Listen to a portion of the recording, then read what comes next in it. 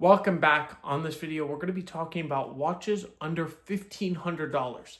Everybody talks about where do I start in vintage watches to get a really nice piece. Now, you can go with $500, get a plated Omega from the 80s.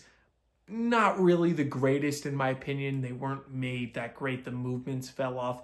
And that really stained Omega all the way to today.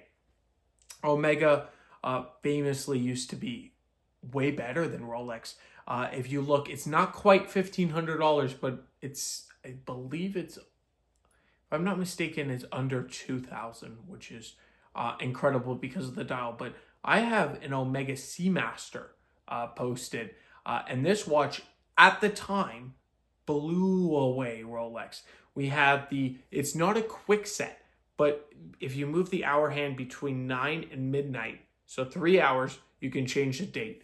Rolex didn't have this type of technology. The watch itself runs amazing. The movement, it had full rotor, beautiful rotor. Just everything, the quality of it, I would say blows Rolex away, especially the date really throws it over. Now, there are benefits to buying the Rolex Datejust of the same era also, but going in general, I would say this watch is better, and you're getting it for less money, significantly less money. It's really cool. That's a gold cap one. But I'm saying, so under $1,500, what really this is the watch to get into. Right now in stock, I think I have it. If you have a slightly smaller wrist or you like wearing smaller watches, I recommend the Zodiac Seawolf. Now, this watch is really interesting. The one I particularly have has the Bakelite bezel, which most of them do anyway. But the really amazing watch. The dial, it's a true diver. They made them in different metals. This one's stainless steel. They kind of made some that weren't. But this one is definitely a great one. And for under $1,500 to get something like that, it's just really impossible. You have, as I said before, Omegas do exist. I actually have another Omega. I have a solid gold Omega for $1,000. Believe it or not, gold price has gone so crazy. I might have to check it and correct the price or do something. But as of this video and releasing this video, I will leave it at $1,000. Even if it's under melt, I will leave it at $1,000 a week from this video to give it back to the community. So if you made it this far in the video and you were a subscriber and you like this video, go check out that deal. I'm not even sure. Solid 14 karat gold, hand wind, so it's a manual watch. I have that, so let's pop that one up. I'll pop a picture of it up, and we'll see what gold is. Gold's 31 an ounce right now, 3,100. So I have to check if that's the gold price of that watch. But if no matter what, I'm gonna keep it at the $1,000 for 1 week. So check it out.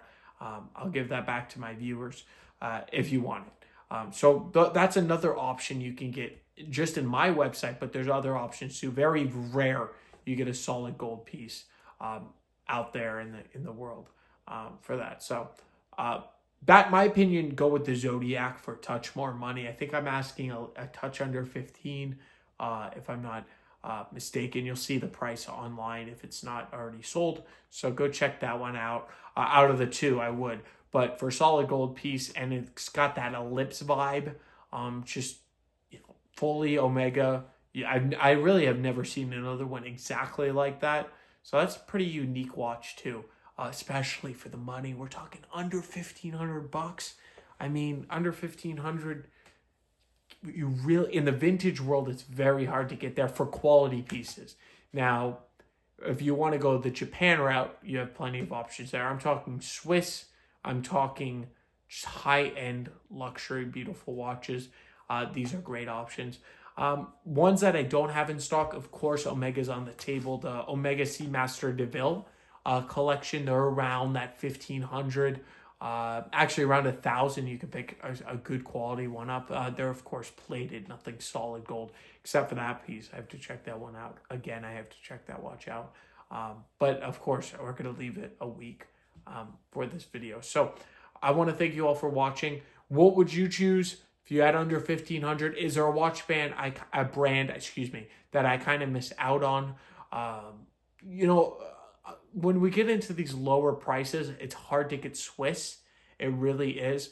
If you go to Russia, right, the Far East, the Vostoks, they're under $100, let alone, uh, 1,000. But and they're not very reliable. You go to China, you got a bunch of one that comes to mind is the Seagull, right? These watches they're pretty famous. The Seagull, they're like a chronograph, but the quality control isn't there. It's not Swiss. Swiss is a big thing to a lot of people because it really, there is hype, of course, to it, especially in modern day, like the Swatch stuff, right? That's plastic stuff. That's all made by machines. Not that there's anything wrong with that, but Swiss always had this, thing, especially in the vintage world, where they really did have the best watchmakers back in the day. Now, nowadays, I don't know if that's fully true.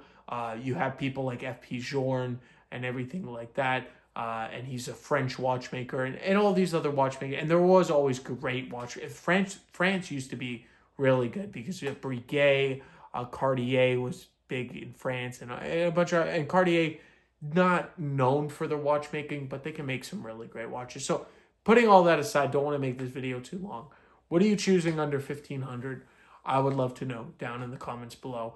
I want to thank you all for watching, and I will definitely catch you in the next one.